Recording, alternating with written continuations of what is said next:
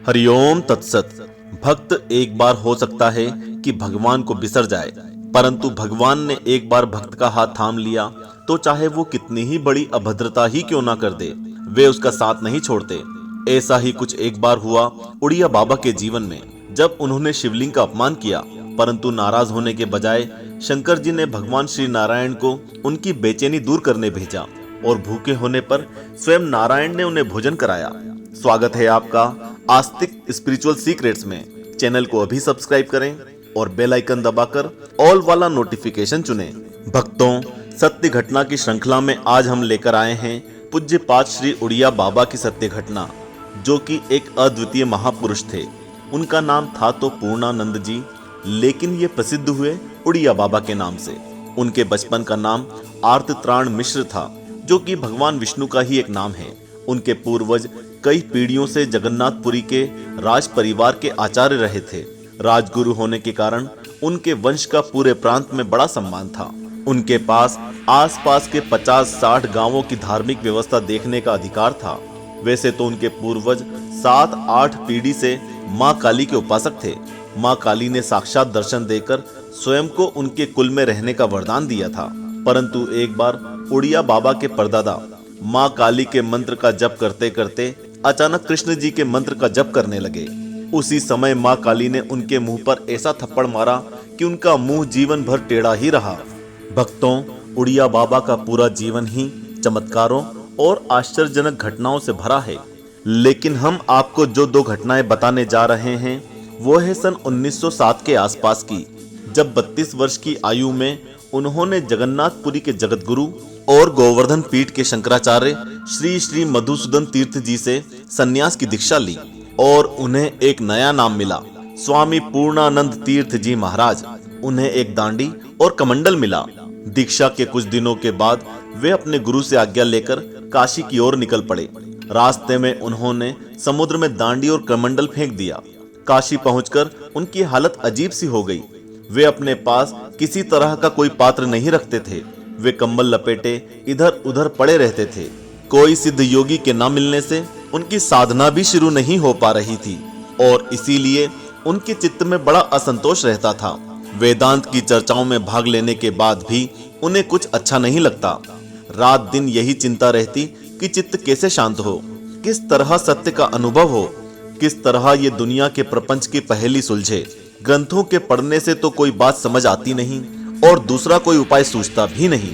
परमार्थ प्राप्ति की बेचैनी ने उन्हें इतना परेशान कर दिया कि वे कई मील चलकर किसी जंगल में पहुंच जाते तो कभी किसी कुटिया में कई दिनों तक बैठे रहते।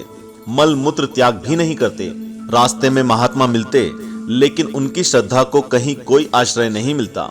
दिल में एक आग सी जलती रहती। और इसी तरह वे चलते चलते फतेहपुर जिले की किसी जगह पर पहुंचे। वहां मां भागीरथी के किनारे एक शिवालय था। वो जगह निर्जन और शांत थी। वे मां गंगा की अभंग शांति को निहारने लगे। उसी समय उनको अपना शरीर बोझ मालूम पड़ने लगा और उन्होंने उसी क्षण मां गंगा की गोद में समाने का निर्णय किया। उन्होंने अपनी चादर उतार के अलग रखी और जैसे ही कूदने को हुए कि अंदर मन में एक हिचक हुई कि इस तरह जान देने में कोई सार नहीं है। मुझे सोचना चाहिए कि मरने से आखिर होगा क्या। हो सकता है यही सोचते सोचते कुछ अनुभव हो जाए। ये सोचते सोचते वे शिवालय के अंदर गए। मन में नास्तिकता का भाव तो चरम पर था ही। नास्तिकता थी इस संसार के मायावादी विचारों की। जैसा कि वेदांत सूत्र कहता है, ब्रह्म सत्यम जगत मिथ्या, यानी कि ब्रह्म सत्य है और बाकी सब झूठा है।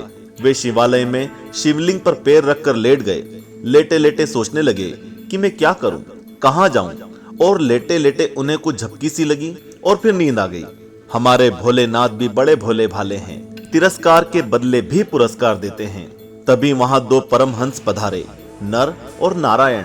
शरीर से हृष्ट पुष्ट, दिव्य तेजवान, लाल रंग के वस्त्र पहने हुए, कंठ में रुद्राक्ष की माला, पूरे बदन पर पवित्र भस्म लगी हुई और हाथ में कमंडल लिए हुए। अचानक उड़िया बाबा की नींद टूटी और वे उन्हें देखकर खड़े हो गए। अब बाबा के मन में सृष्टि के विषय में जितने भी प्रश्न उठे हुए थे उन्होंने वे पूछना शुरू कर दिए। वे दोनों परमहंस उन्हें समाधान के रूप में सबके उत्तर देते गए। ये क्रम बड़ी देर तक चलता रहा। धीरे धीरे करके उनकी सारी उलझनें सुलझ गई। इस हालत से निकलकर वे स्वस्थ हो गए। सभी शंकाएं निवृत्त हो गई। हृदय की सारी ग्रंथियां खुल गई और हृदय में परम शांति का अनुभव होने लगा। अब उनको सारा जगत स्पष्ट दिखने लगा। ऐसा लग रहा था मानो सारा जगत शून्य रूप है, यहाँ मुझसे अलग कुछ है ही नहीं, ये अनंत कोटि ब्रह्मांड मुझ में ही है। ये अनुभव इतना स्पष्ट था कि वे इसे अपनी आंखों से देख रहे हों। इससे उनके चित्त को पूर्ण शांति का एहसास हुआ। उनकी सारी दीनता और बेचैनी दूर हो गई और वे वास्तव में पूर्णानंद स्वरूप ही हो गए। बोलो देवाधिदेव महादेव की जय।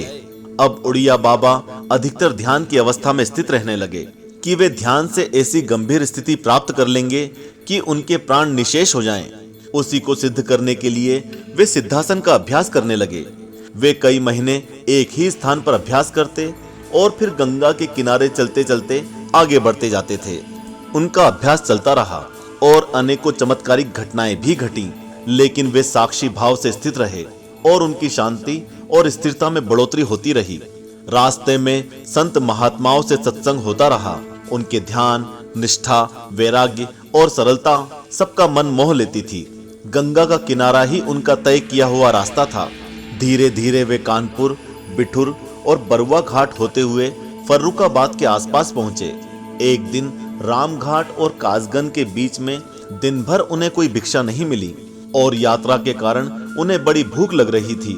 रात होते होते उन्हें और जोरों से भूख लगने लगी। आसपास कोई गांव भी नहीं था।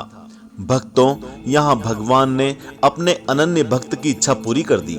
चांदनी रात थी, तभी दो बालकों ने आकर पूछा, बाबा रोटी खाओगे? बाबा बोले, हाँ खाऊंगा। तुम्हारा घर कहाँ है? तुम किसके बालक हो? बालक बोले, हम तो यहाँ खेलने चले आए हैं। हमारा घर यहाँ पास ही में है। हम माहेश्वरी बनिए हैं। और उन्होंने अपने पिता का नाम बताया। बालक बड़े ही सुंदर थे। बाबा उनको देखकर आकर्षित हो गए थे। वे थोड़ी ही देर में दो मोटी मोटी रोटी और केले का साग ले आए।